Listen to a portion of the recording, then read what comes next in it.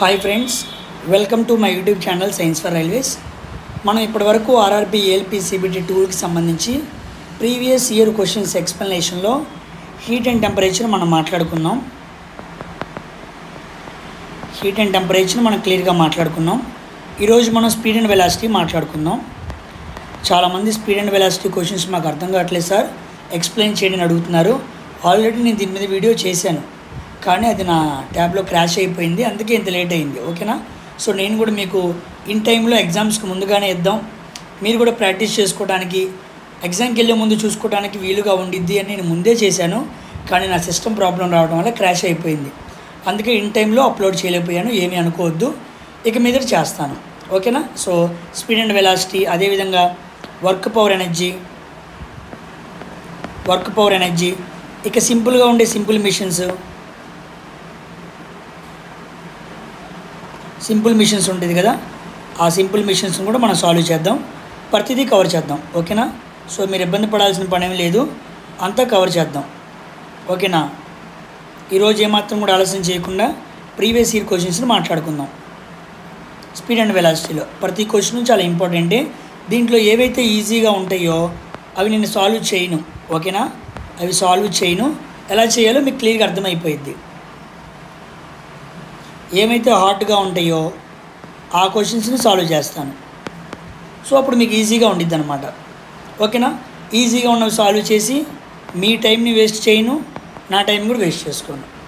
So చాలా ఎఫిషియెంట్గా ఈ టైంని వాడుకుంటూ మనం ముందుకు వెళ్దాం. ఓకేనా? సో ఇక ఏమాత్రం కూడా ఆలస్యం చేయకుండా మనం వీడియోలోనికి వెళ్దాం. ప్రతి క్వశ్చన్ చాలా ఇంపార్టెంటే. ఓకేనా? డిఫరెంట్ కాన్సెప్ట్స్ అనేవి ఇక్కడ మీకు వస్తూ ఉంటాయి. ఇలా మాట్లాడుకుందాం. అయితే ప్రాబ్లమ్స్లోకి వెళ్ళే ముందు ఏ ఫార్ములాలు రిట్రైవ్ చేసుకోవాలి అంటే గుర్తుపెట్టుకోండి. కైనమెటిక్స్లో మనం మాట్లాడుకుంటూ ఉంటున్నప్పుడు మనం ముఖ్యంగా 3 ఈక్వేషన్స్ని మాట్లాడుకోవాలి. ఏంటంటే న్యూటన్స్ గమన నియమాలు అంటారు వీటిని. న్యూటన్స్ గమన నియమాలు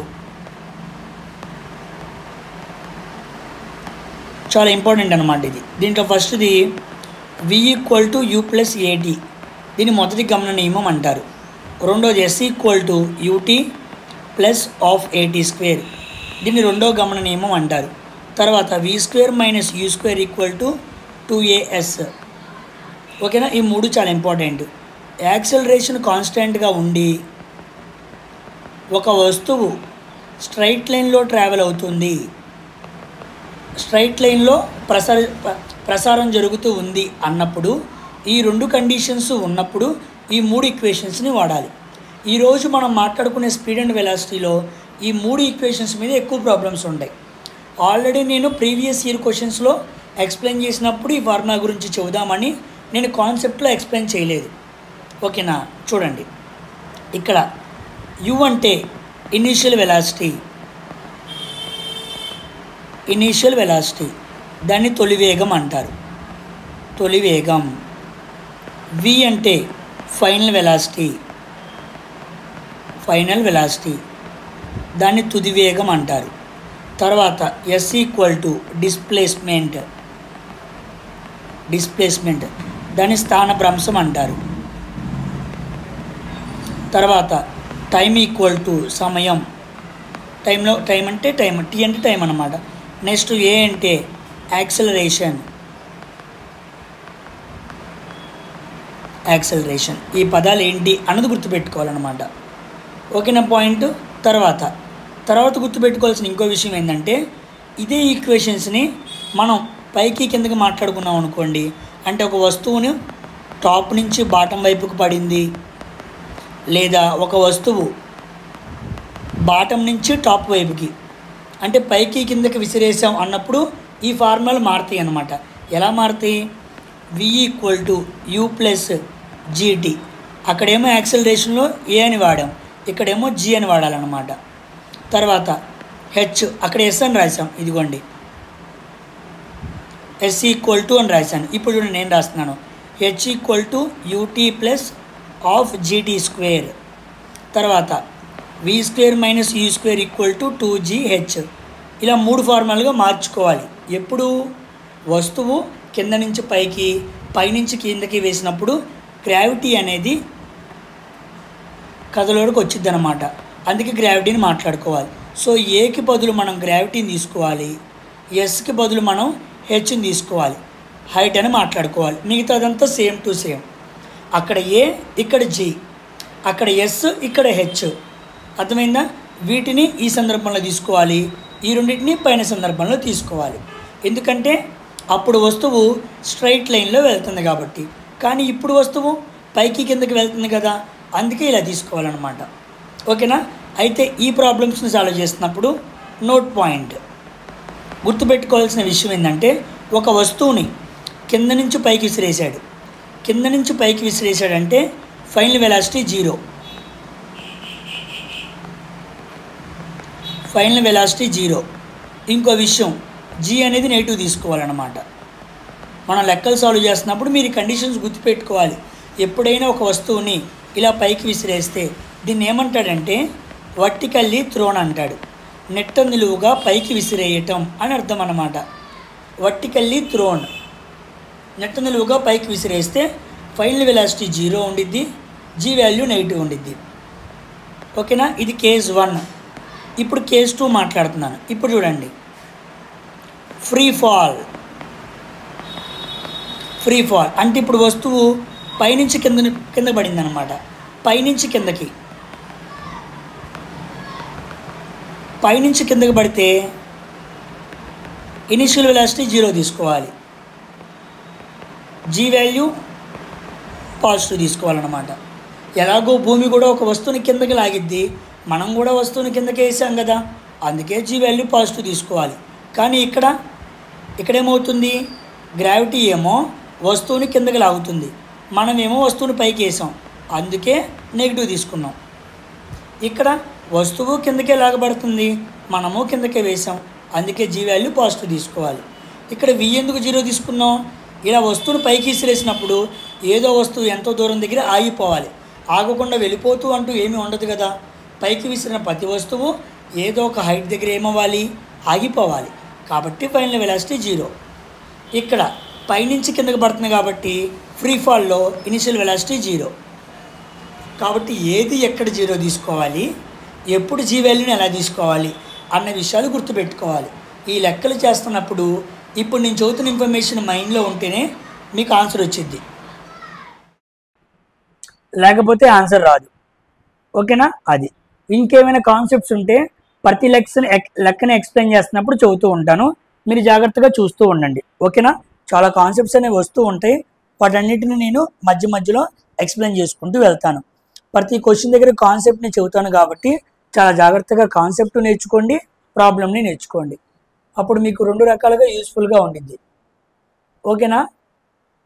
ఇప్పుడు first question, a car accelerates uniformly from 5 meter second.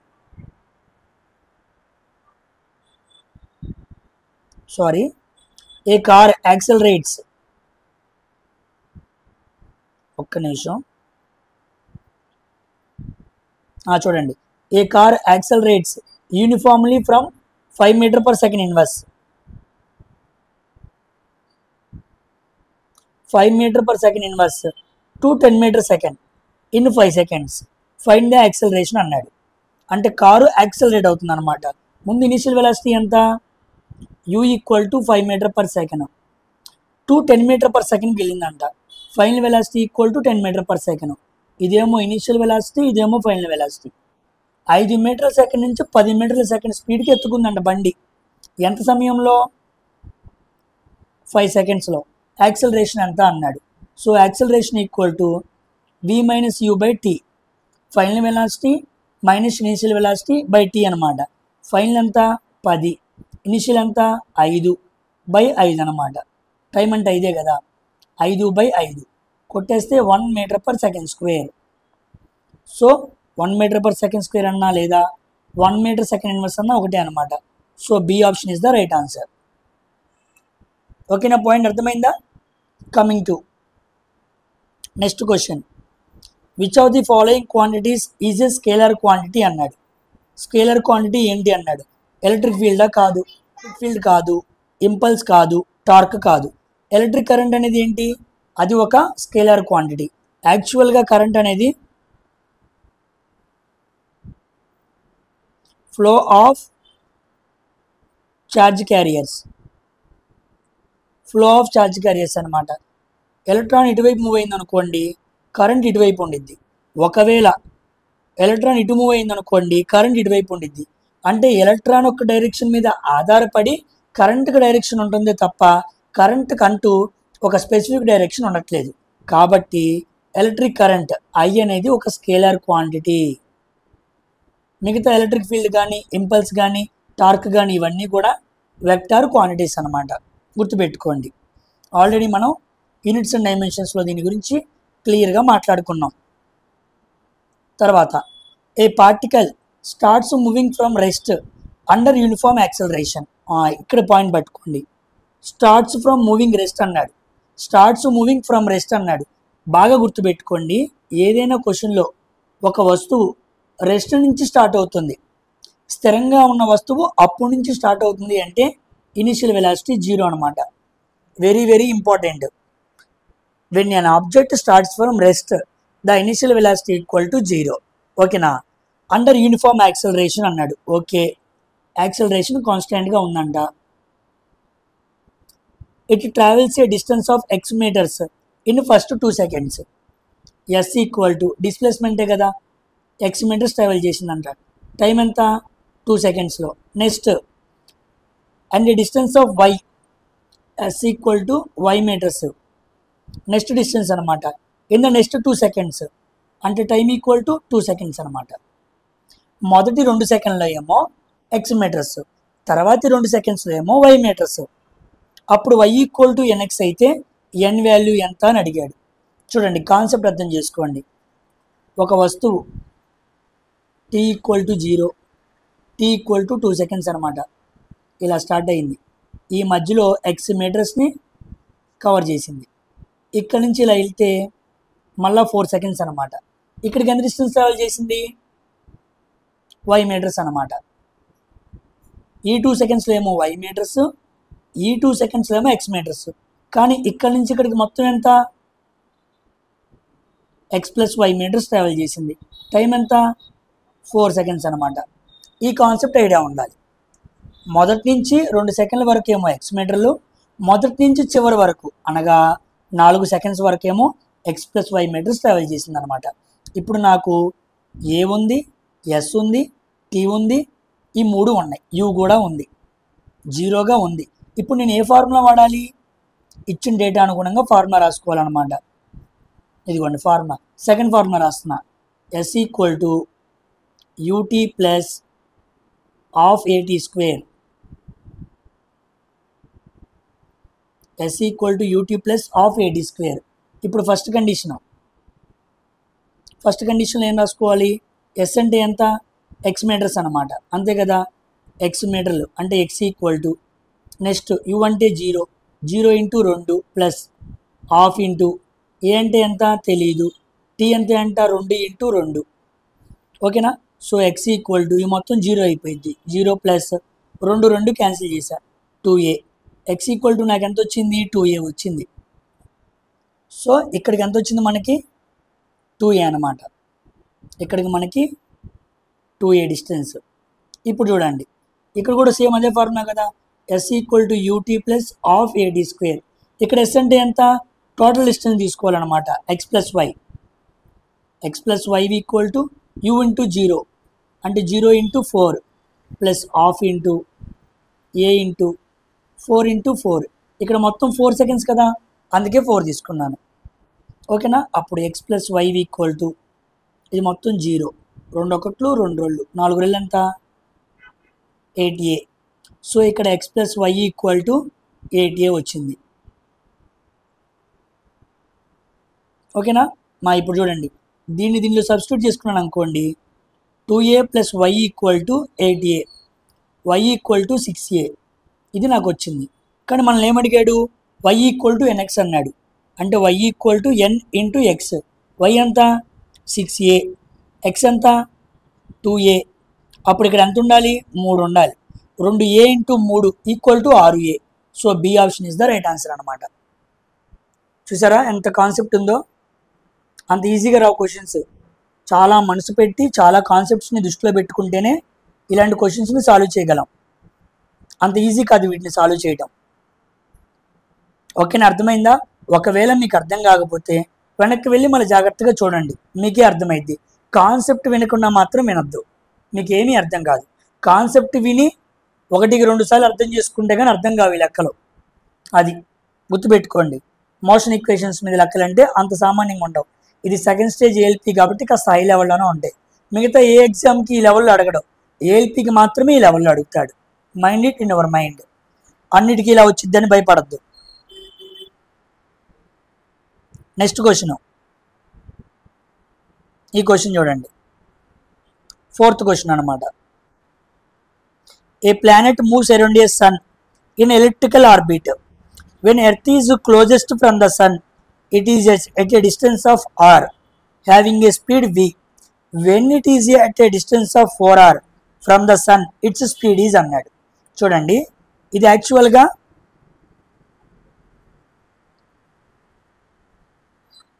Kepler second లాకి సంబంధించింది అనమాట. ఉదాహరణకి ఎలిప్టికల్గా తీసుకోండి, ఇది సన్ను, ఇది ఎర్త్. ఓకేనా, ఇక్కడి నుంచి ఇక్కడికి ఇది కవర్ చేసిన ఏరియా అనమాట. ఇది ఏరియా 1, ఇది ఇది ఇది ఏరియా 2 అనమాట. ఒక భూమి సూర్యుని చుట్టూ తిరుగుతున్నప్పుడు ఇక్కడ ఎంత ఏరియాని కవర్ చేసిందో ఇక్కడ కూడా అంత ఏరియాని కవర్ చేసింది. సో A1 = A2 అనమాట. అంటే ఏరియాస్ ఈక్వల్గా ఉంటాయి అనే కాన్సెప్ట్ గుర్తుండాలి. సో ఇక్కడ రేడియస్ అంతా 6, ఇక్కడంతా 4r. ఇది యాక్చువల్గా గీసాను అనుకో ఒక ట్రయాంగిల్ షేప్లో ఉండిద్ది అనమాట ఇలాగా. ఓకేనా, సో ట్రయాంగిల్కి ఫార్ములా ఏంటి? ఏరియాకి ఆఫ్ బేస్ ఇంటూ హైట్. ఇది మీకు ఐడియా ఉందనుకోండి, ఇక్కడ ఏరియా 1 = ఇక్కడ ఏరియా 2.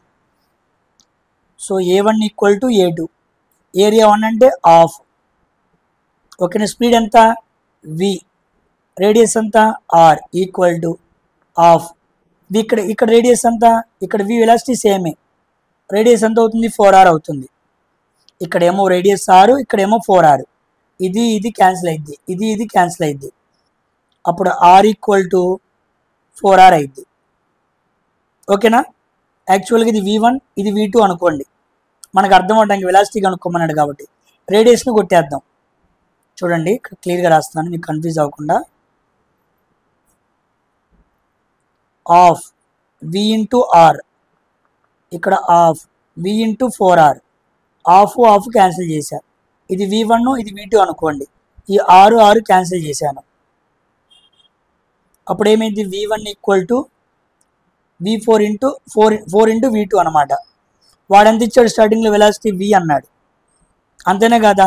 అంటే ఇప్పుడు వచ్చిన మనకి v1 ప్లేస్లో v పెట్టుకోండి. v/4 = v2. అంటే ఇప్పుడు ఉన్న వెలాసిటీకి ఎంత తగ్గింది? 1/4 తగ్గింది అనమాట. So 1/4 answer, v/4 is the answer అనమాట. ఓకేనా, so when it is at a 4r. So 4r దగ్గర ఉన్నప్పుడు డిస్టెన్స్ వెలాసిటీ ఎంత అన్నాడు, అంటే v2 కదా. v2 = v/4 అనమాట. ఇది కెప్లర్ లాకి సంబంధించింది. ఇలాంటి క్వశ్చన్స్ ఎక్కువ అడగలే, ఎక్కడో మచ్చుకి 1-2 కనపడుతూ ఉంటాయి. వీటిని చూసి భయపడమాకండి. ఓకేనా, యాక్చువల్గా ఒక ఎర్త్ ఇంత ఏరియాలో కవర్ చేసిన ఏరియా, ఇంత టైంలో కవర్ చేసిన ఏరియా = ఇంత టైంలో కవర్ చేసిన ఏరియా. సో ఏరియా 1, ఏరియా 2 రెండు ఈక్వల్ అవుతాయి అనమాట. అలా రాసుకోవాలి. బేస్ ఇంటూ హైట్ కదా, ఇక్కడేమో వెలాసిటీ ఇంటూ రేడియస్ వేసుకోవాలి. Of velocity into radius. అక్కడ రేడియస్ ఏమో 6, ఇక్కడేమో 4r. దూరంగా ఉన్నప్పుడేమో 4r, దగ్గరగా ఉన్నప్పుడేమో r అనమాట. ఓకేనా, కమింగ్ టు నెక్స్ట్ క్వశ్చన్. చూడండి, a car is moving with 50 km/h can be stopped by a brake after travelling at least 6 meters అనమాట. అంటే 50 km స్పీడ్తో కార్ వస్తుందంట. అది ఇలా వచ్చి ఎమ్మటినే బ్రేక్ వేసాడు. కుక్కో నక్కో ఏదో అడ్డం వచ్చింది, బ్రేక్ వేసాడు. బ్రేక్ వేయంగానే ఆగదు కదా, ముందుకి 6 meters ట్రావెల్ చేసిందంట. నెక్స్ట్, ఇఫ్ ద సేమ్ కారే is moving at a speed of 100 km/h. ఈసారి 100 కిలోమీటర్ పర్ స్పీడ్తో వస్తుంది, బ్రేక్ వేసింది. అప్పుడు ఎన్ని మీటర్లు ముందుకెళ్ళిందని అడిగాడు. జాగ్రత్తగా ఆలోచించండి. 50 కిలోమీటర్ల స్పీడ్తో వచ్చి బ్రేక్ వేస్తేనే 6 మీటర్లు వెళ్ళిందంటే 100 కిలోమీటర్ల స్పీడ్తో వచ్చి బ్రేక్ వేస్తే 6 కన్నా ఎక్కువ వెళ్ళాలి కదా. కాబట్టి 6 అనేది ఆన్సర్ కాదు. అవునా కాదా? కాన్సెప్ట్ అనమాట. చూడండి, డిస్ప్లేస్మెంట్ అనేది ఎప్పుడూ కూడా వెలాసిటీ యొక్క స్క్వేర్కి డైరెక్ట్లీ ప్రపోర్షనల్గా ఉంటుంది అనమాట. So the displacement directly proportional to velocity of square అనమాట. ఇప్పుడు వెలాసిటీ ఎంత ఇచ్చాడు? 50 ఇచ్చాడు. ఇక్కడేమో 100. 50 కిలోమీటర్లు వెళ్ళినప్పుడేమో 6 మీటర్లు, 100 కిలోమీటర్లు వెళ్ళినప్పుడు ఎంత అన్నాడు. చూడండి, ఇక్కడ ఎంత వచ్చింది మనకి? 2 రెట్లు. So you equal to 2. ఓకేనా? ఇక్కడ మనకి ఎస్ ఎంత అన్నాడు, డిస్ప్లేస్మెంట్ ఎంత అన్నాడు. ఇక్కడ యూ వాల్యూ 2, కానీ డిస్ప్లేస్మెంట్కి దానికి రిలేషన్ ఏంటి? Square ratio. అంటే 2 స్క్వేర్ చేయాలన్నమాట మనం. 2 స్క్వేర్ చేస్తే ఎంత వచ్చింది? 4 వచ్చింది. అంటే 50 నుంచి 100 అవడానికి రేషియో ఎంత? 4. ఇటు పక్కన 4 కాబట్టి అటు పక్కన కూడా 4 వేయాలి. 6 4 ఎంత? 24. ఆప్షన్ ఈజ్ సి ఆప్షన్ అనమాట. పాయింట్ మీకు అర్థమైందా? ఈ కాన్సెప్ట్ మీకు అర్థం అవ్వాలి. వెలాసిటీ యొక్క square ratio directly proportional to displacement ఉండిద్ది. మనకి వెలాసిటీ రేషియో ఎంత ఇచ్చాడు? 2. కానీ మనం లెక్క చేయాలంటే ఎంత ఉండాలి? యూ స్క్వేర్ ఉండాలి. అందుకే 2 స్క్వేర్ ఎంత? 4 అనమాట. వీటి మధ్య రేషియో 4 ఉంది ఇంటూ, మరి ఇక్కడ కూడా ఎంత ఉండాలి? 4 ఉండాలి. ఎడం పక్క ఎంత ఉందో కుడి పక్క కూడా అంతే ఉండాలి. క్వాంట్ ఐడియా ఉండాలండి. మీకు కానీ మ్యాథ్స్ సరిగ్గా రాని వాళ్ళైతే ఈ లెక్కలు మీరు చేయడం కష్టం. చాలా రకాలుగా కాన్సెప్ట్స్ని అర్థం చేసుకుంటేనే మీరు చేయగలరు. మీకు లెక్కలు రావాలి, ఆలోచించే విధానం రావాలి, ఫిజిక్స్లో బేసిక్స్ రావాలి. అలా వస్తేనే వీటిని మీరు పెట్టగలరు, లేకపోతే కష్టం. నేను చెప్పినా మీకు అర్థం కాదు. నేను చాలా వివరంగా చెప్పడానికి ప్రయత్నం చేస్తాను, కానీ మీరు కూడా అర్థం చేసుకునే యత్నం చేయాలి. ఓకేనా? Next question. ఇలాంటి క్వశ్చన్స్ ఇంకా చాలా వస్తాయి. ఓకేనా? గుర్తుపెట్టుకోండి, ఇంపార్టెంట్. వచ్చినప్పుడు మనం అలాంటివి సాల్వ్ చేస్తాం అనమాట. రిపీట్ అవుతాయి ఇవి. చాలా క్వశ్చన్స్ రిపీట్ అవుతాయి. నేను ఒకసారి మాత్రమే మోడల్ చెబుతా, ఇంకోది మీకు హోంవర్క్ ఇస్తా. కాబట్టి జాగ్రత్తగా వినండి. నేను చెప్పినట్టుగా చేయండి, ఆన్సర్ వచ్చేసిద్ది. నెక్స్ట్ క్వశ్చన్ ఇదిగోండి. A spacecraft of mass 2000 kgs is moving with a velocity of 600 meter per second suddenly explodes into 2 pieces. ఇదిగోండి, mass equal to 2000 kg, velocity equal to 600 meter per second. ఇలా ఉంది వస్తువు. ఇలా ఉన్న వస్తువు ఏమైందంట? Blast అయిందంట. Blast అయ్యి 2 ముక్కలు అయింది. ఒక ముక్క ఎంత? 1 of the piece of mass is 500 kgs. ఒక ముక్క 500 kg అంటే మిగిలిపోయిన ముక్క ఎంత ఉండిద్ది? 1500 kg ఉండిద్ది. 1 piece of mass 500 kg is left stationary అంటే రెస్ట్లో ఉంది అని అర్థం. అంటే V1 ఈక్వల్ టు 0. అంటే ముక్క కదలట్లా. ఒక పెద్ద వస్తువు పేలింది, 2 ముక్కలైంది. ఒక ముక్క 500 kg, ఇంకో ముక్క ఏమో 1500 kg. 500 kg ముక్క కదలట్లా, అలా పడిపోయింది. కానీ 1500 kg ముక్క వెలాసిటీ ఉందన్నమాట. V2 సంథింగ్ ఉంది.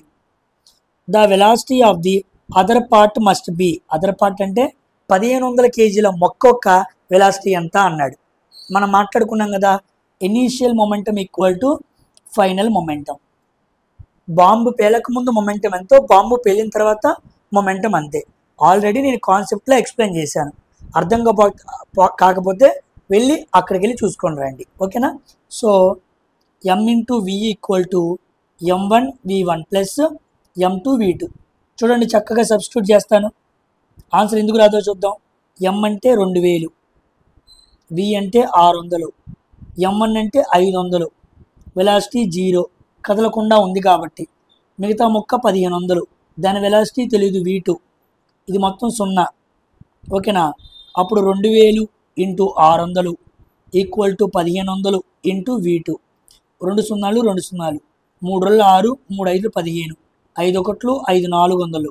So V2 equal to 800 metre per second. ఆప్షన్లో ఉందా? C option. చూసారా చక్కగా వచ్చింది. ఏమైనా ఇబ్బంది ఉందా?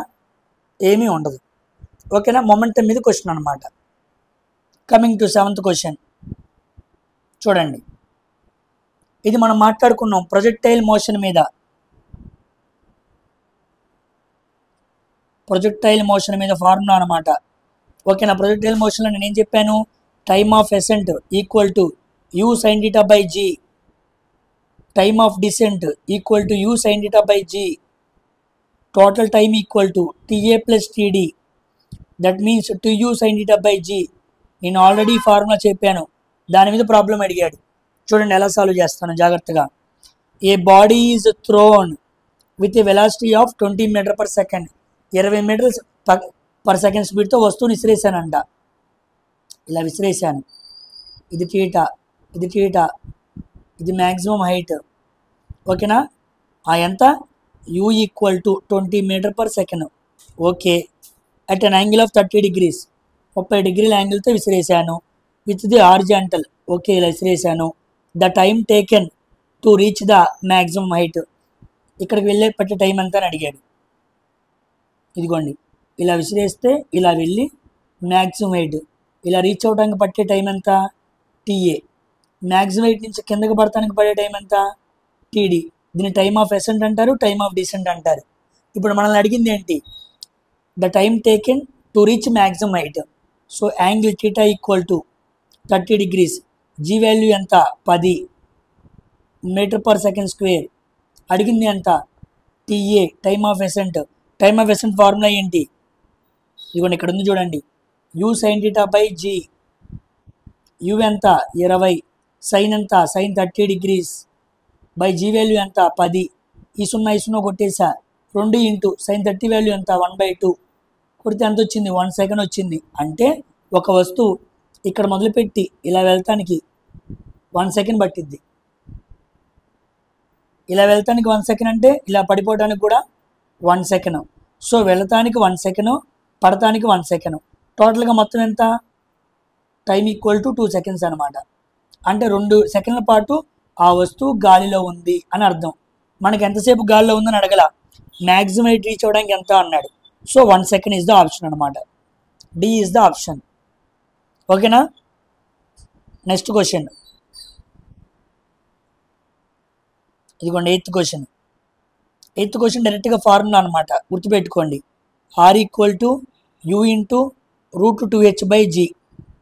ఓకేనా? రేంజ్ అనమాట. రేంజ్కి ఫార్ములా ఇదిగోండి. ఇక్కడి నుంచి ఇక్కడికి ఇలా ఉన్న డిస్టెన్స్నే రేంజ్ అని మాట్లాడుకుంటూ ఉంటాం. A body is projected horizontally with a velocity u. Velocity u అంట. From a point which is at h. H ఇచ్చాడు. Is above the ground level. The range R. Next g value. ఇవన్నీ ఇచ్చినప్పుడు range కనుక్కోమన్నప్పుడు initial velocity u into √2 into h by g ఇలా వేసుకున్నాం అనుకో, చక్కగా మనకి రేంజ్ వాల్యూ వస్తుంది. ఇది ఫార్ములా అనమాట, గుర్తుపెట్టుకోండి డైరెక్ట్గా. నెక్స్ట్ 9th క్వశ్చన్ చూడండి. Question. an automobile that is towing a trailer is accelerating on a level road. The force that the automobile exerts on the trailer అన్నాడు. యాక్చువల్గా ఆటోమొబైల్ అంటే మీకు తెలిసింది ఏంటి? ఆటో కానీ కారు కానీ వీటన్నిటిని ఏమంటాం? ఆటోమొబైల్ అంటాం. మరి ట్రైలర్ అన్నాడు. ట్రైలర్ అంటే అర్థం ఏంటి? ఇలా కొన్ని లారీలు ఉంటాయి. ఆ లారీలు కొన్ని వస్తువులను తీసుకెళ్తూ ఉంటాయి. కొన్ని కారులను కానీ బజాజ్, సుజుకి లాంటి బండ్లు, స్కూటీలు తీసుకెళ్తూ ఉంటాయి చూసారా, కారును మోసుకెళ్తూ ఉంటాయి, అదనమాట. మరి టోవింగ్ అంటే ఏంటి? ఒక యాంకర్ లాంటిది వేసి పట్టుకెళ్తాం అనమాట. మనం కూడా కార్ని ట్రాఫిక్ రూల్స్కి వ్యతిరేకంగా పెట్టామనుకోండి, ఒక కారు ఎక్కించుకునే వ్యాన్ వచ్చి మన కార్ని ఎక్కించుకొని తీసుకెళ్ళిపోతూ ఉండిద్ది. దాన్ని టోవింగ్ అంటారు. టోవింగ్ అంటారనమాట.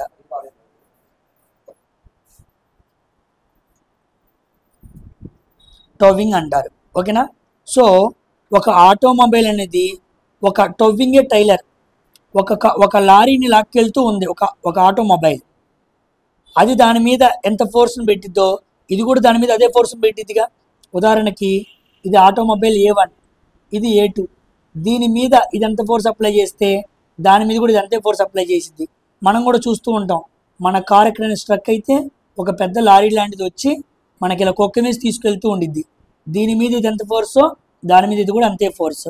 దీని ప్రకారం న్యూటన్స్ థర్డ్ లా ప్రకారం అలాగా.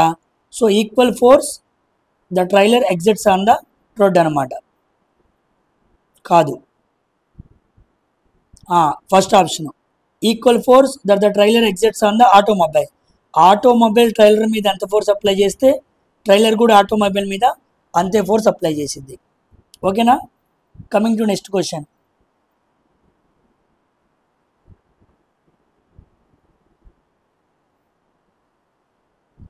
ఏ body is falling from A rest నుంచి పడుతుంది అంటే u equal to 0 has a velocity v అన్నాడు. ఓకే, ఫైనల్ వెలాసిటీ v అనమాట.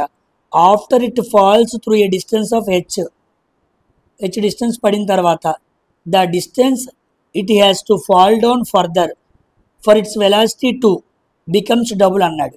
చూడండి, ఎక్కడ వస్తువు ఉంది,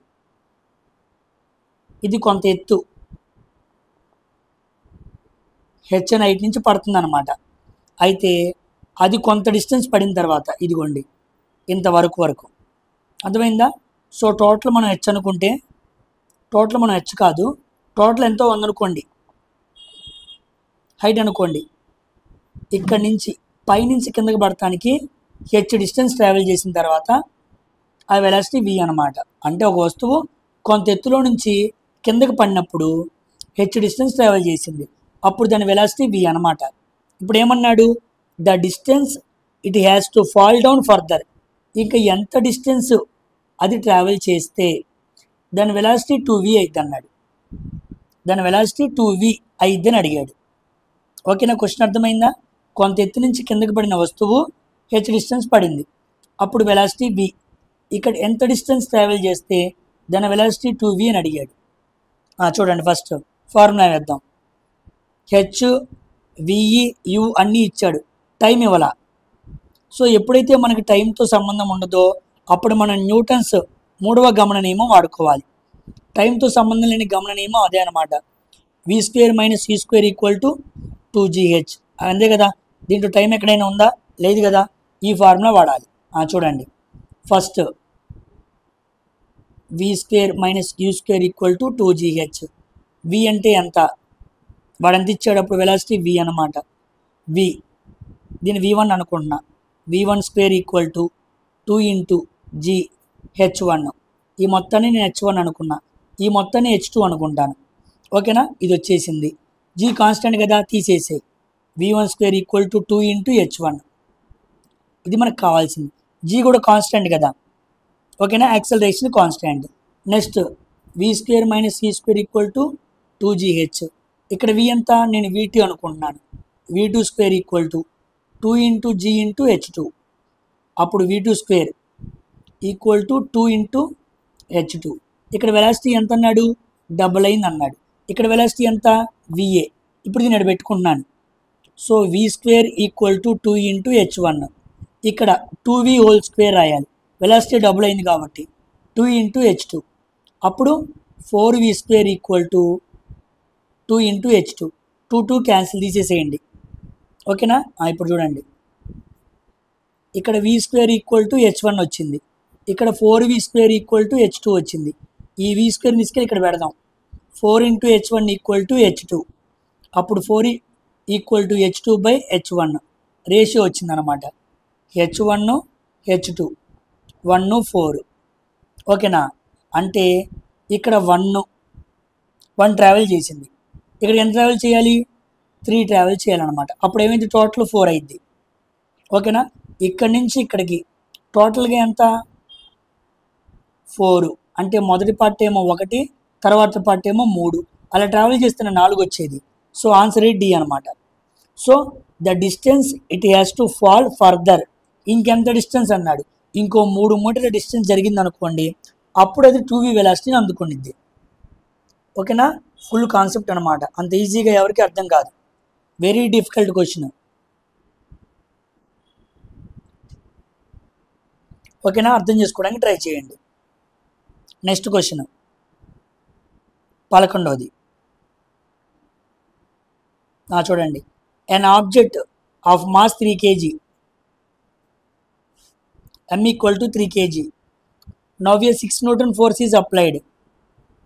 Force equal to 6 newtons is applied on the object for 3 seconds.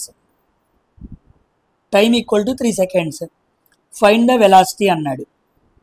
Find the velocity అన్నాడు. చూడండి, at rest అన్నాడు. at rest అన్నప్పుడు ఏ వెలాసిటీ 0 అయ్యిద్ది?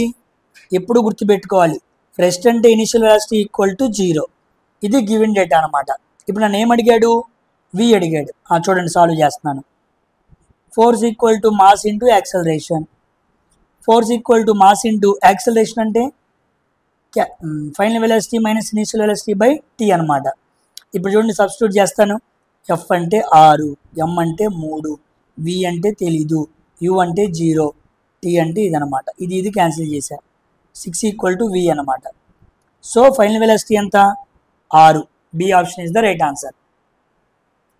ఓకేనా? కమింగ్ టు 12th ప్రాబ్లం అనమాట. చూడండి, 12th క్వశ్చన్.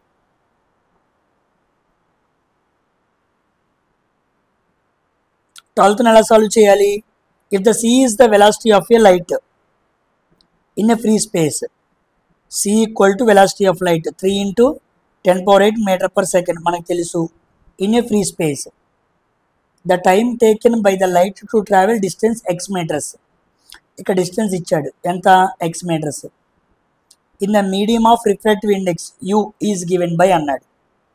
ఓకేనా? మనందరికీ తెలుసు కదా, refractive index mu equal to c by v. ఇది ఫార్ములా, సి బై వి. ఇప్పుడు మనల్ని ఏమడిగాడు? ద టైమ్ టేకెన్ అన్నాడు. సో టైమ్ ఈక్వల్ టు చూడండి, time equal to distance by speed అనమాట. డిస్టెన్స్ ఎంత ఇక్కడ మనకి? X metres. వి అంటే వెలాసిటీ ఎంత? ఇదిగోండి, దీనికి అనుగుణంగా రాసుకోవాలి. ఈ వి నాడు తీసుకెళ్ళు, సి బై మ్యూ అనమాట. సో డిస్టెన్స్ అంటే ఎక్స్ కాబట్టి ఎక్స్ రాశాను. వి అంటే సి బై మ్యూ అనమాట. ఏ ఫార్ములా ఆధారంగా? ఇదిగోండి, ఈ ఫార్ములా ఆధారంగా.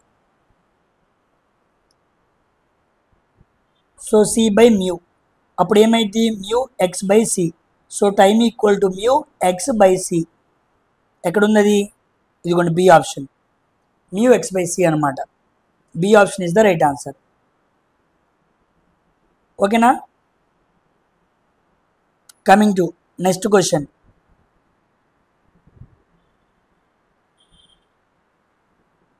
చూడండి, క్వశ్చన్ చాలా ఇంపార్టెంట్. 13th question. అంత సామాన్యంగా ఎవరికి అర్థం కాదు, జాగ్రత్తగా చూడండి.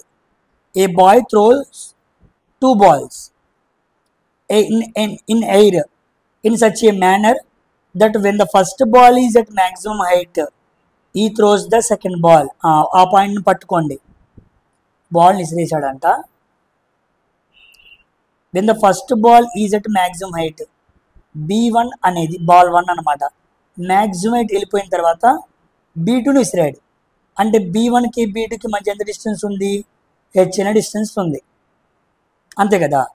If the balls are thrown with the same time difference of 1 second, time equal to 1 second, the maximum height attained by each ball. Maximum height ఎంత అన్నాడు? మ్యాక్సిమం హైట్ ఫార్ములా ఏంటి? u²/2g.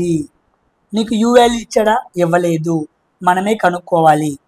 v equal to u plus ఏటీ అనే మొదటి గమన నియమాన్ని ఉపయోగించుకొని మనం యూని కనుక్కోవాలి. ఓకేనా? చూడండి, ఒక వస్తువుని కింద నుంచి విసిరేసాడు అంటే ఫైనల్ వెలాసిటీ ఏమైపోయింది? 0. So 0 equal to u value u plus a ప్లేస్లో g తీసుకోవాలి, g ఇంటూ టీ. ఒక వస్తువుని కింద నుంచి పైకి విసిరేస్తే g వాల్యూ ఏమైంది? నెగిటివ్ అయింది. సో యూనిట్ తీసుకురా, minus u equal to minus g into t అనమాట. అంతే కదా.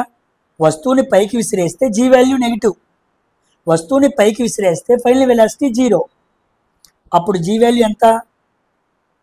10 ఇచ్చాడు. So minus u equal to minus 10 into 1 అనమాట. Minus minus cancel, you equal to 10 m/s.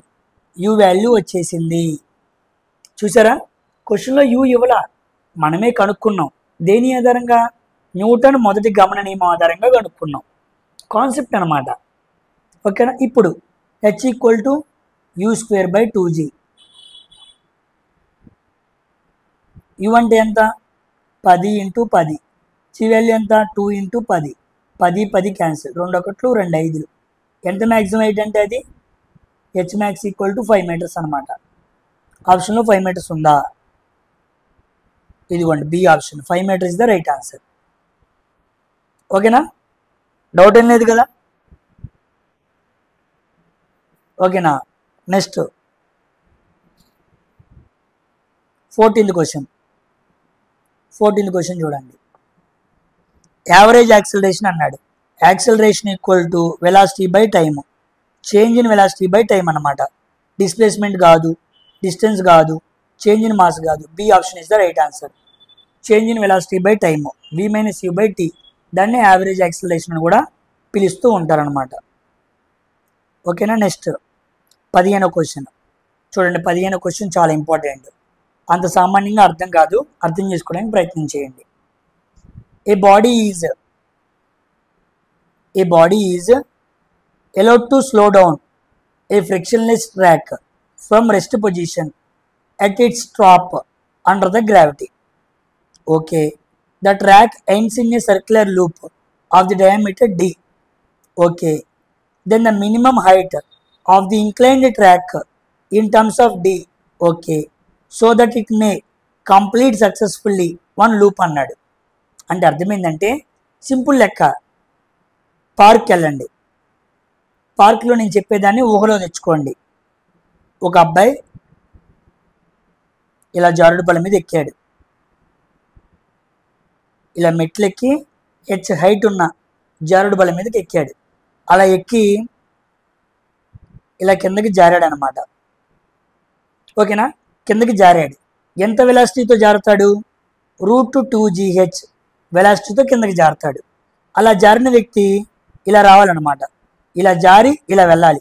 మనం కూడా చాలా చాలా పార్కులకి వెళ్ళినప్పుడు ఇలాంటిది మనం చూస్తూ ఉంటాం. ఇలా పడి స్కేటింగ్ చేసేవాళ్ళు, బైకులు నడిపేవాళ్ళు ఇలా నడిపి ఇలా బండిని తీసుకెళ్తూ ఉంటారు. ఈ డిస్టెన్స్ ఉంది, అది డయామీటర్ అన్నమాట. అంటే ఒక వ్యక్తి ఇక్కడ కొంత హైట్ నుంచి ఇలా జారినప్పుడు వాడు పడి ఇలా రావాలి, ఇలా కంప్లీట్ అవ్వాలి, ఇలా కంప్లీట్ ఒక హాఫ్ సర్కిల్ రావాలన్నమాట. అలా రావటానికి ఎంత ఎంత హైట్లో ఇది ఉండాలి అని అడిగాడు. ఓకేనా, ఎంత హైట్లో ఇది ఉండాలి అని అడిగాడు.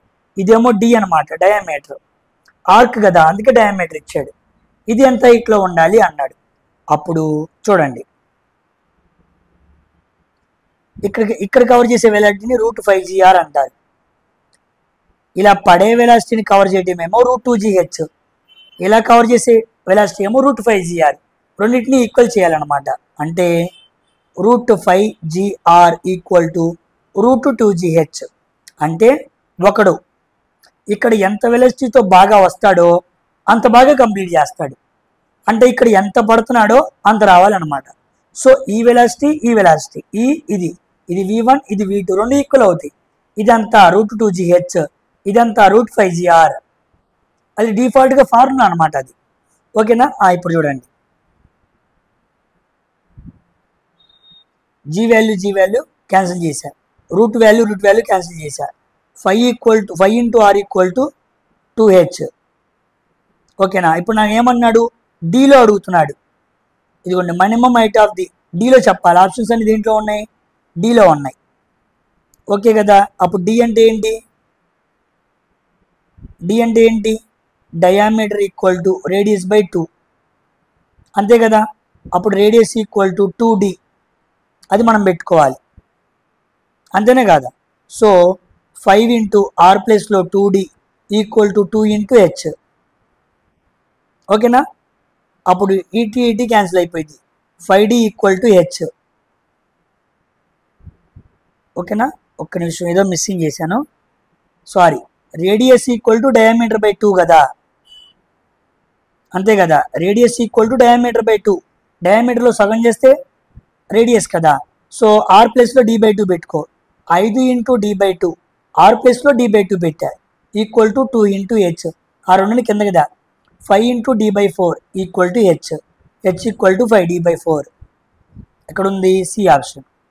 అంటే మీ పిల్లవాడిని పార్కుకి తీసుకెళ్ళి ఇంత హెచ్చులో కూర్చోబెట్టి ఇలా వాడిని వదిలినప్పుడు వాడు లూప్ కవర్ చేయాలంటే నువ్వు ఇక్కడ డయామీటర్ ఎంత ఉంది, డి ఉంది, ఈ హైటు 5d/4 పెట్టుకోవాలి. ఇక్కడ డి వాల్యూ ఎంత ఉండిద్దో దానికి 5d/4 పెట్టుకుంటే వాడు చక్కగా కంప్లీట్ అవుతాడు. లేదా ఇలా వెళ్ళి మధ్యలో పడి పలురాలు కొట్టుకుంటాడు. సో కంప్లీట్ అలా లూప్ కంప్లీట్ చేయాలంటే you need to maintain your ఆ ప్లాంక్ హైట్ అనేది ఎంత ఉండాలంటే, ఆ ఎత్తుడు బల్ల జారే బల్ల ఎంత ఉండాలంటే హెచ్ ఎంత 5d/4 ఉండాలి. అదనమాట. వెరీ కాన్సెప్చువల్ క్వశ్చన్, చాలామందికి అర్థం కాదు, మనసు పెట్టాలన్నమాట. అన్ని క్వశ్చన్లు ఈజీగా వస్తాయి ఎందుకు, అందరికీ రావు కదా. ఉద్యోగాలు అందరికి వస్తాయా, రావు కదా. ఇలాంటి లెక్కలు చేస్తేనే ఉద్యోగాలు వస్తాయి. అర్థమైంది. వర్క్ ఎఫ్ఎస్ కాస్ట్ అన్న లెక్క అందరూ పెడతాడు. ఎవడైతే వీటిని నేర్చుకొని 2-3 క్వశ్చన్లు ఎక్కువ పెట్టుకుంటాడో వాడి పేపర్లో వాడి ర్యాంక్ ఎరిపోయింది. అది ఇంకో విషయం గుర్తుపెట్టుకోండి, ALPCB2 క్వాలిఫై అయితే ఉద్యోగం రాదు, మెరిట్లో ఉండాలి. అర్థమైందా. క్వాలిఫై అయిన ప్రతి ఒక్కడికి ఉద్యోగం ఇవ్వడు, మెరిట్లో ఉండాలి. నువ్వు దీన్ని క్వాలిఫై అయిన తర్వాత, సైకోలో క్వాలిఫై అయిన తర్వాత, మెడికల్లో క్వాలిఫై అయిన తర్వాత నీ మెరిట్ ఉండాలి. ఉద్యోగం ఏదో మార్కులు తెచ్చుకుంటే అయిద్దిగా అనుకోమాక, మెరిట్లో ఉండాలి. మెరిట్లో ఉంటేనే అయిద్ది. CBT2 క్వాలిఫై అవటం వేరు, మెరిట్లో ఉండటం వేరు. వీడియో చేస్తా దాని మీద కూడా. ఎగ్జామ్స్ అయిపోతే వీడియో చేద్దామని ఆగుతున్నాను. దాని మీద క్లియర్ కట్గా మాట్లాడతాను. అప్పుడు మీకు అర్థమైద్ది అనమాట ఎందుకు ప్రిపేర్ అవ్వాలి, ఎలా చదవాలనే విషయం.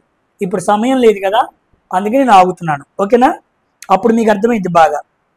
చూడండి, ఇది ఇంటిగ్రేషన్ క్వశ్చన్ అనమాట. ఓకేనా, ఇది ఇంటిగ్రేషన్ క్వశ్చన్. ఇంటిగ్రేషన్ చాలామంది అడుగుతున్నారు, మనకి క్యాష్ ఇస్తాడని అడుగుతున్నాడు. మనకేం క్యాష్ ఇవ్వడు.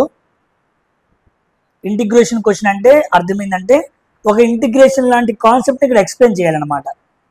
ఈ కాన్సెప్ట్ ఎక్స్ప్లెయిన్ చేసిన తర్వాత ఈ క్వశ్చన్ ఎక్స్ప్లెయిన్ చేస్తాను.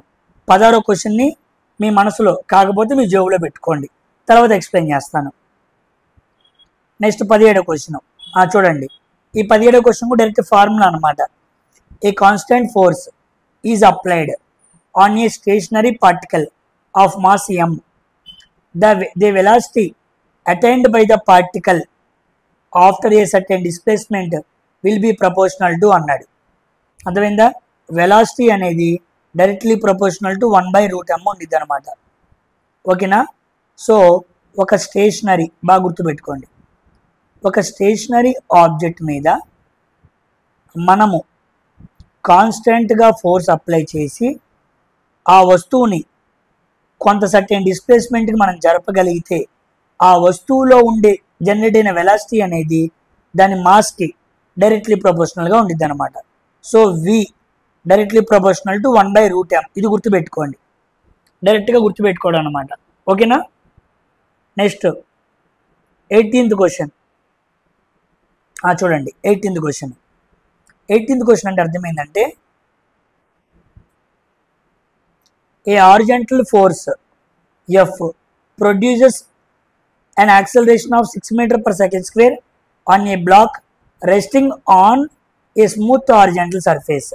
The same force produces an acceleration of 3 m/s² on the second block resting on a smooth horizontal surface. అంటే అర్థమైందంటే, ఇది మాస్ m1, ఇది మాస్ m2.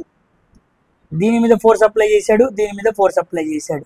సేమ్ ఫోర్స్, ఆ పాయింట్ మర్చిపోవద్దు, సేమ్ ఫోర్స్. అప్పుడు ఈ m1 అనేది ఏమో 6 m/s² యాక్సలరేషన్ కలిగి ఉంది, ఇదేమో 3 m/s² యాక్సలరేషన్ కలిగి ఉంది. ఇది అనమాట కథ. ఈ ఫుల్ స్టాప్ వరకు ఇది కథ. ఇప్పుడు if the two blocks are tied together, రెండింటిని కట్టాడంట. అంటే m1 m2 కట్టి ఇప్పుడు ఏం చేశాడు, ఫోర్స్ అప్లై చేశాడు. ఇప్పుడు యాక్సలరేషన్ ఎంత, సేమ్ ఫోర్స్, ఇప్పుడు కూడా ఫోర్స్ అప్లై చేస్తే ఇప్పుడు యాక్సలరేషన్ ఎంత అన్నాడు. అప్పుడు దీని యాక్సలరేషన్ a1, దీని యాక్సలరేషన్ a2 అనుకో. అప్పుడు a1 × a2 a1 + a2, 3 × 6 3 + 6, 6 3 18, 6 3 9, 9 1 9 2 అనమాట. So total acceleration equal to 2 m/s². So B option is the right answer. అర్థమైందా. షార్ట్ కట్ అనమాట. ఆల్రెడీ చెప్పాను నేను ఇది ఫోర్స్లో క్లియర్గా ఎక్స్ప్లెయిన్ చేశాను. A1 × A2 / A1 + A2. ఓకేనా, టైట్ చేసి కలిపి కట్టి ఫోర్స్ అప్లై చేసినప్పుడు కలిగే యాక్సలరేషన్లో వచ్చే మార్పు అన్నమాట అది. ఓకేనా. నెక్స్ట్ క్వశ్చన్,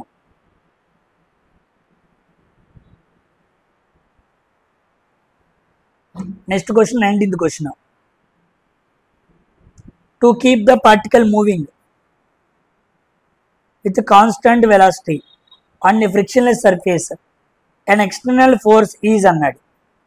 ఒక వస్తువుని కాన్స్టెంట్ వెలాసిటీతో ఫ్రిక్షన్లెస్ సర్ఫేస్ మీద పంపించాలి, దాని మీద ప్రయాణింపజేసేలా చేయాలి అంటే ఏమక్కర్లేదు అన్నాడు. ఏమక్కర్లేదు? సి ఆప్షన్, ఎక్స్టర్నల్ ఫోర్స్ అక్కర్లేదు. Frictionless F = 0. F = 0గా ఉన్నప్పుడు ఒక వస్తువుని మోషన్లో ఉందనుకోండి, ఆ వస్తువు ఇంకెప్పుడు అలా మోషన్లోనే ఉండిద్ది. నువ్వు బయట నుంచి ఫోర్స్ అప్లై చేయాల్సిన పనే లేదు. ఎప్పుడు? ఫ్రిక్షన్లెస్, ఫ్రిక్షన్ అసలు 0గా ఉన్నప్పుడు. మనం నడవాలన్నా, నేను పెన్ను పట్టుకోవాలన్నా, బోర్డు మీద రాయాలన్నా అన్నిటి చోట ఎంతో కొంత ఫ్రిక్షన్ ఉండాలన్నమాట. అలాగని ఫ్రిక్షను బాగా ఎక్కువ ఉండకూడదు, అలాగని ఫ్రిక్షను 0 ఉండకూడదు, యావరేజ్గా ఉండాలి. కానీ ఇక్కడ ఏమన్నాడు? కాన్స్టాంట్ వెలాసిటీ ఆన్ ఫ్రిక్షన్లెస్ అన్నాడు. అసలు ఫ్రిక్షనే లేదంట. అప్పుడు ఏమైనా వస్తువు ఆగిద్దా?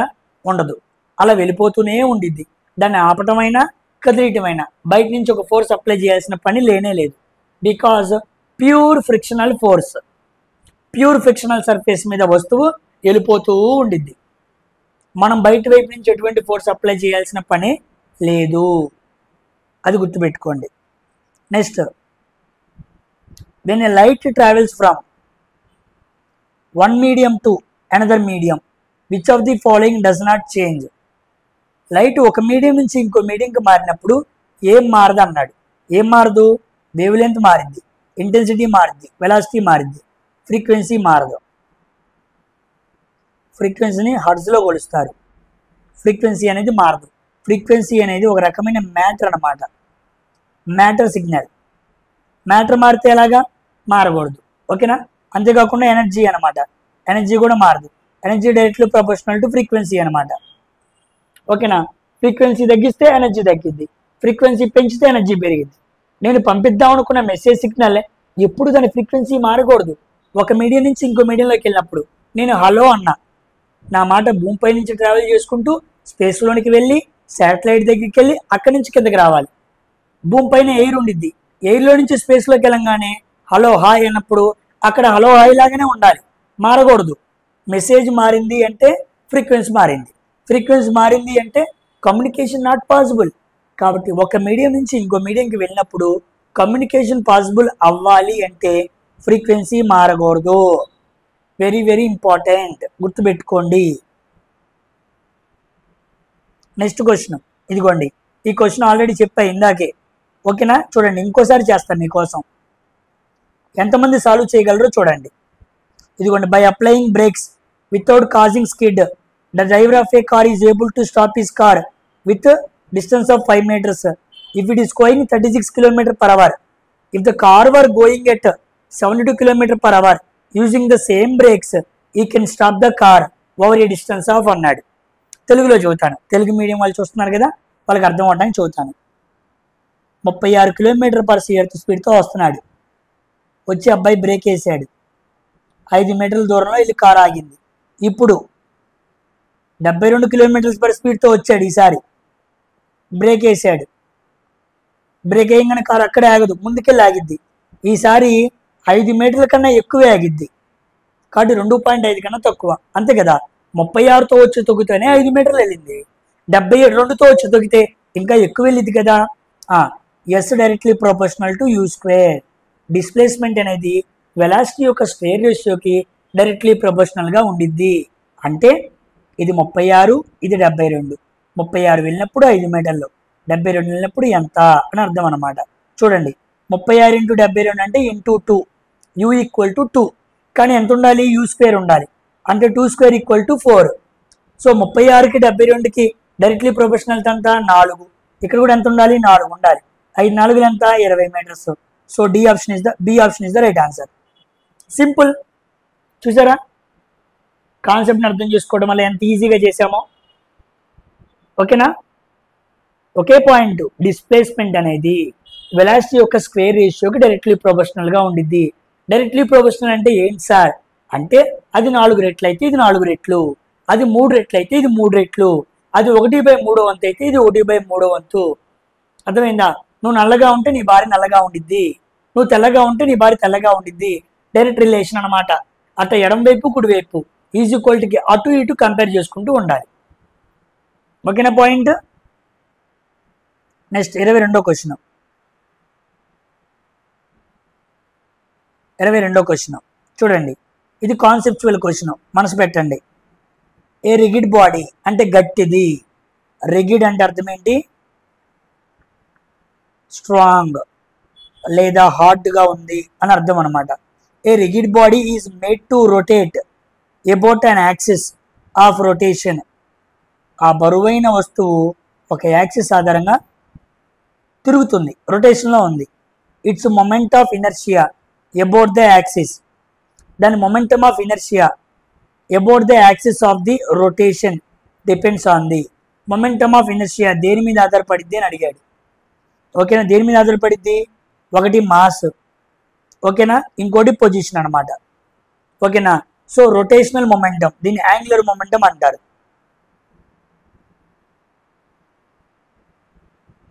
Angular momentum equal to I equal to mr². m అంటే మాస్, ఇదిగోండి మాస్. r అంటే పొజిషన్, ఇదిగోండి పొజిషన్. ఓకేనా. అక్కడ యాక్చువల్గా రేడియస్ అనమాట. ఇక్కడ రేడియస్, ఇక్కడ రేడియస్, ఇక్కడ రేడియస్. పొజిషన్ 1, పొజిషన్ 1, పొజిషన్ మారుతుంది కదా అలాగా. సో పొజిషన్ మీద రేడియస్ మీద ఆధారపడుతూ ఉండిద్ది. సి ఇస్ ద ఆప్షన్ అనమాట. ఇది రొటేషనల్ మోషన్ మీద క్వశ్చన్. కొన్నిసార్లు బయటకు కూడా వెళ్తూ ఉంటాడు, కాస్త హై లెవెల్లో అడుగుతూ ఉంటాడు. ఓకేనా, అది గుర్తుపెట్టుకోండి. నెక్స్ట్ 23వ క్వశ్చన్ అనమాట. చూడండి జాగ్రత్తగా. A ball is having speed v0 moves in a straight line under the influence of a constant acceleration. A ball having speed of v0 స్పీడ్తో వెళ్తుంది. Okay. Moves in a straight line under the influence of constant acceleration a. Then its final speed after travelling a distance of x. Final speed ఎంత అన్నాడు. Okay. Initial velocity 0, final velocity v0, g value అంటే a value ఇచ్చాడు a. Next s equal to x అనమాట. ఇదే కదా ఇచ్చింది, ఇది given data. మనల్ని ఏమడిగాడు? s equal to ut plus half at². ఓకేనా. ద ఫైనల్ స్పీడ్ అని అడిగాడు. ఈ ఫార్ములా మాట్లాడుకోవాలి. ఇచ్చిన గివెన్ డేటాకి అనుగుణంగా ఉన్న ఫార్ములా రెండో ఫార్ములా. v అంటే ఎంత, s అంటే ఎంత, x అనమాట. ఓకే పెట్టాను. u అంటే ఎంత, 0. t అంటే టైం ఏమైనా ఇచ్చాడా? లేదు, t. Next of A value ఎంత, a. t² వాల్యూ ఎంత, t². ఓకేనా. ఇప్పుడు x equal to of at². ఒక్క నిమిషం ఆగండి. ఇక్కడ ఫైనల్ వెలాసిటీ కూడా ఉంది కదా. సో ఫైనల్ వెలాసిటీని కూడా కలపాలంటే మనం ఏ ఫార్ములా వాడాలి? థర్డ్ ఈక్వేషన్ వాడాలి, అంతే కదా. ఫైనల్ ఈక్వేషన్ కూడా ఉంది కాబట్టి v² - c² equal to 2as. v² ఎంత, v0² మైనస్ v² అంటే 0, 2 ఇంటూ ax. అప్పుడు v0² ఈక్వల్ టు 2ax. ఓకేనా. చూడండి అప్పుడు v0² ఈక్వల్ టు 2ax ఎక్కడుంది?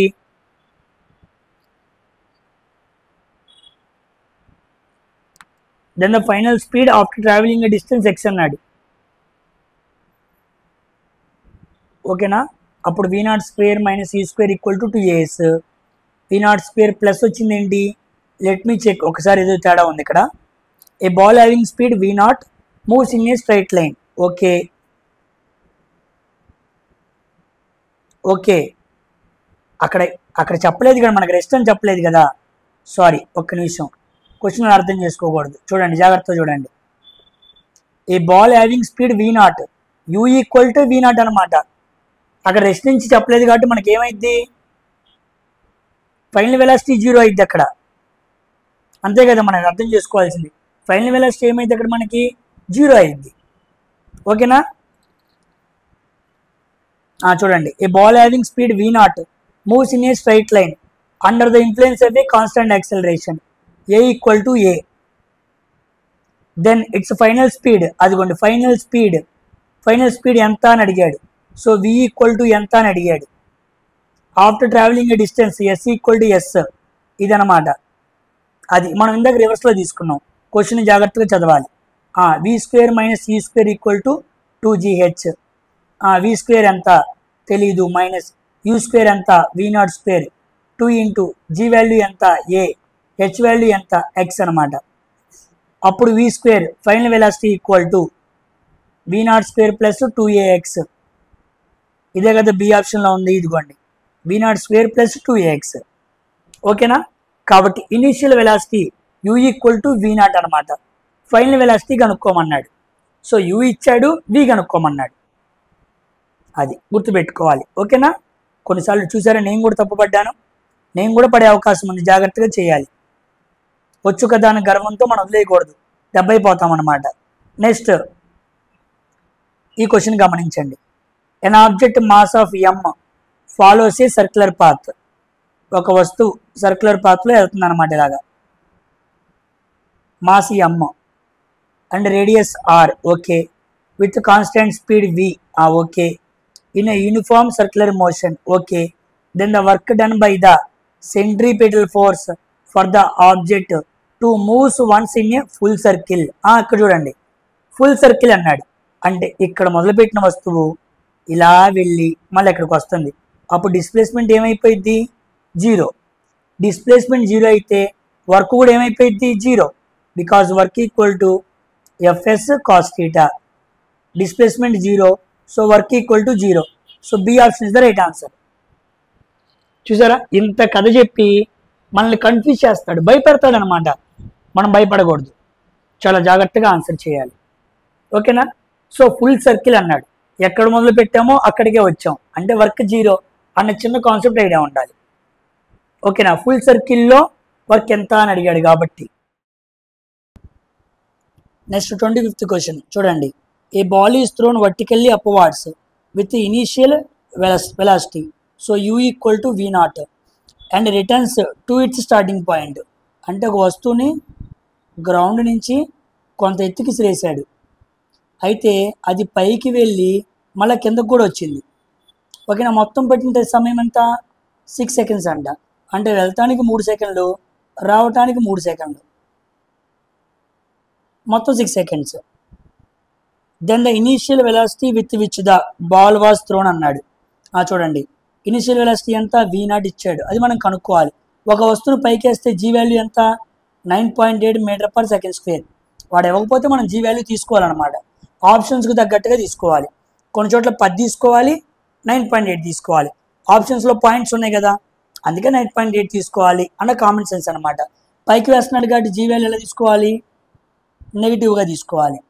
ఇందా మాట్లాడుకున్నాం కదా ఆ ఫార్ములా, మనకి యుజీ నెక్స్ట్ పైకి వెళ్ళి కిందకు వచ్చింది అంటే ఎస్ ఏమైపోయింది, జీరో అయిపోయింది. ఒక వస్తువుని కింద నుంచి పైకి విసిరేసాం, పైకి వెళ్ళి మళ్ళీ అక్కడికే వచ్చింది. ఎక్కడి నుంచి మొదలు పెట్టామో అక్కడికే వస్తే జీ వాల్యూ ఏమైనట్టు, సారీ ఎస్ వాల్యూ ఏమైనట్టు, జీరో అయినట్టు. సో నాకు యూ వాల్యూ ఉంది v0, జీ వాల్యూ ఉంది -9.8 m/s², టైం ఉంది 6 seconds, అదేవిధంగా ఎస్ ఈక్వల్ టు జీరో. ఇన్ని విషయాలు తెలుసు. ఎస్ జీరో అనే విషయం మర్చిపోకూడదు, జీ నెగిటివ్ అనే విషయం కూడా మర్చిపోకూడదు. అప్పుడే నువ్వు సాల్వ్ చేయగలవు. ఓకేనా? అన్నీ ఉన్నాయి. ఏ ఫార్ములా వాడదాం, సెకండ్ ఫార్ములా వాడదాం. S equal to UT plus half GT², దాన్ని హెచ్ అంటాం అనమాట మనం. ఓకేనా? హెచ్ అంటే ఎంత, జీరో. యు అంటే ఎంత, v0 × 6 plus of G value ఎంత, -9.8 × 36 RR.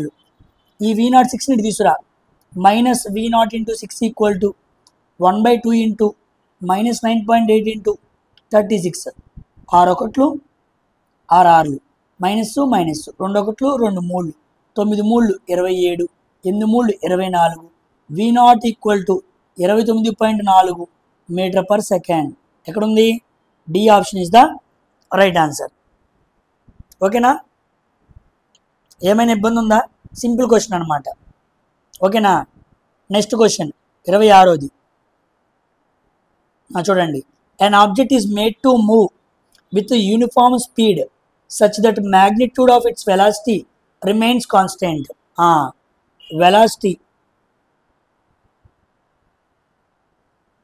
కాన్స్టెంట్గా ఉందంట, యూనిఫామ్ స్పీడ్ కాన్స్టెంట్గా ఉందంట. Next its direction of motion continuously changing.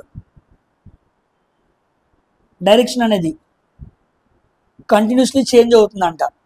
Then the unbalanced force acting on the object will be in the direction of dash అని అడిగాడు. చూడండి, ఒక వస్తువు సర్క్యులర్ మోషన్లో ఇలా రొటేట్ అవుతూ వెళ్తున్నప్పుడు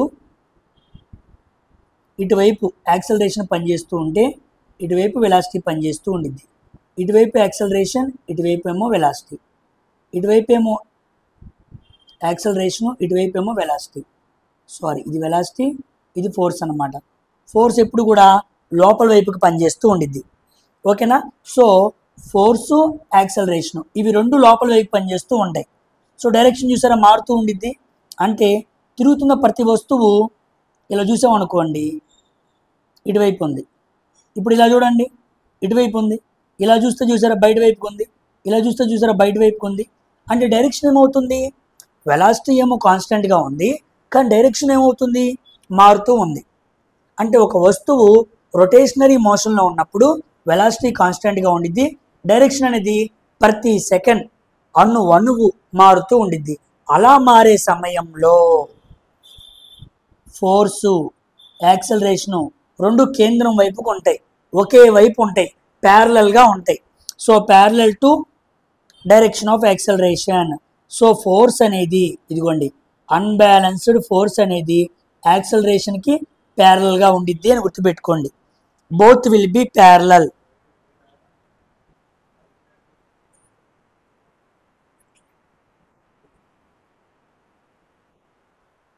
బోత్ విల్ బి ప్యారలల్.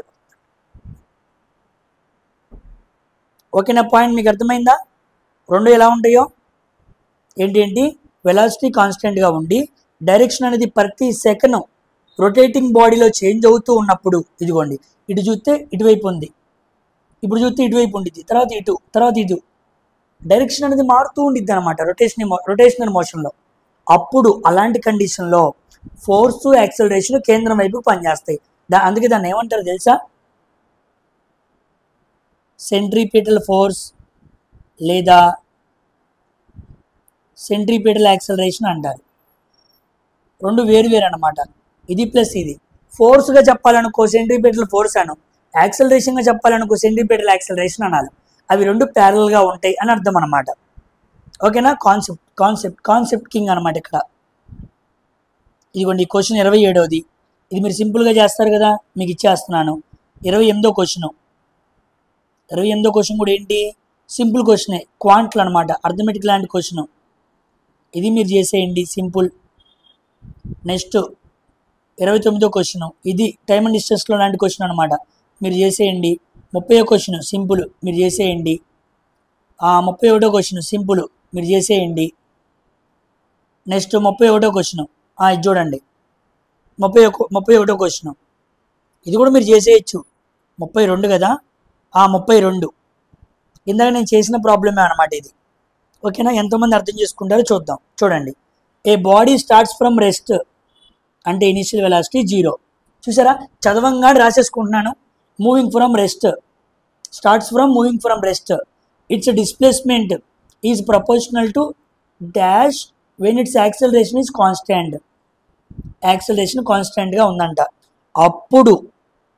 అప్పుడు డిస్ప్లేస్మెంట్ అనేది దేనికి డైరెక్ట్లీ ప్రపోర్షనల్గా ఉండిద్ది అని అడిగాడు. ఏంటి?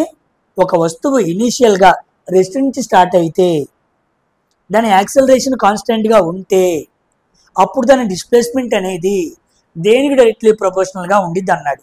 So second formula S equal to UT plus half AT². U ఎంత? 0. So S equal to 0 into T plus half acceleration constant అన్నాడు అంటే ఏ టీ స్క్వేర్, ఇది మొత్తం జీరో అయిపోయింది. S equal to zero plus ఈ మొత్తం ఏముంది కాన్స్టెంట్ అన్నాడు కదా టీ స్క్వేర్, అంటే ఎస్ అనేది directly proportional to T square. Very very important. ఒక వస్తువు కాన్స్టెంట్ యాక్సలరేషన్తో ఇనీషియల్గా రెస్ట్ నుంచి స్టార్ట్ అయితే దాని డిస్ప్లేస్మెంట్ ఎలా ఉండిద్ది, దాని టైం స్క్వేర్కి డైరెక్ట్లీ ప్రొపోర్షనల్గా ఉండిద్ది. ఓకేనా, నేను ఇందాక ప్రాబ్లంలో సాల్వ్ చేసినప్పుడు S directly proportional to you square కూడా చెప్పాను. అలా ఉండిద్ది, ఇలా కూడా ఉండిద్ది. ఓకేనా, ఇది ప్రాబ్లంలో అడిగాడు, ఇది డెరివేటివ్ మోడల్లో నిన్ను అడిగాడు, నీకు అర్థం కావటానికి అనమాట, చెప్పగలవా లేదా అని. ఓకేనా పాయింట్. నెక్స్ట్ 33వ క్వశ్చన్, ఇది సింపులే, మీరు సాల్వ్ చేయండి. 34వ క్వశ్చన్ కాస్త కష్టం, నేను చెబుతాను. ఓకేనా, 34వ క్వశ్చన్ ఎంతమంది చెబుతారో చూద్దాం మనం. ఓకేనా, 34వ క్వశ్చన్ ఎంతమంది చేయగలరో చూద్దాం.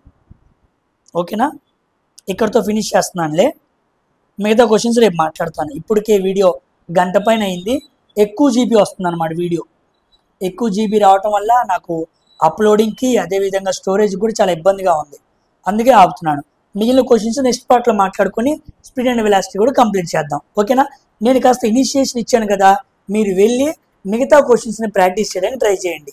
మొత్తం నేను చెబితేనే చూద్దాం అన్న ఆలోచనతో ఉండొద్దు, కాస్త ఇబ్బంది పడతారు. ఓకేనా, సో ప్రాక్టీస్ చేయండి, ట్రై చేయండి. నేను కూడా కొన్ని చేస్తాను తప్పనిసరిగా. స్పీడ్ అండ్ వెలాసిటీ చేస్తాను, వర్క్ పవర్ ఎనర్జీ చేస్తాను, సింపుల్ మిషన్స్ చేస్తాను, ఇబ్బంది ఏమీ లేదు. ఎగ్జామ్కి వెళ్ళే ముందు నా వీడియోస్లో చక్కగా పెడతా, మీరు చక్కగా చూసుకొని వెళ్ళే ముందు చూసినా మీకు అర్థమైపోయింది. అంత వివరంగా చూతా, భయపడద్దు. ఓకేనా, భయపడకుండా చక్కగా ప్రిపేర్ అవ్వండి, సమయాన్ని సద్వినియోగపరచుకోండి, అసలు దుర్వినియోగపరచుకోవద్దు. ఓకేనా, మార్చి 19, 20 వరకు కష్టపడండి, ఆ తర్వాత కొంత గ్యాప్ తీసుకొని మిగతా ఎగ్జామ్స్కి ప్రిపేర్ అవ్వచ్చు. ఓకేనా, సో నెక్స్ట్ వీడియోలో 34th క్వశ్చన్ నుంచి వెళ్దాం. ఇంకా మంచి కాన్సెప్ట్స్ క్వశ్చన్స్ వస్తాయి, వాటిని కూడా ఇలాగే ఎక్స్ప్లెయిన్ చేసుకుంటూ వెళ్దాం. కాస్త నేనేమైనా స్పీడ్గా ఎక్స్ప్లెయిన్ చేస్తే కాస్త ఏమీ అనుకోవద్దు, లెక్కలు పట్టుకున్నామంటే కాస్త స్పీడ్గా వెళ్ళిపోతూ ఉంటా, అర్థం చేసుకోండి.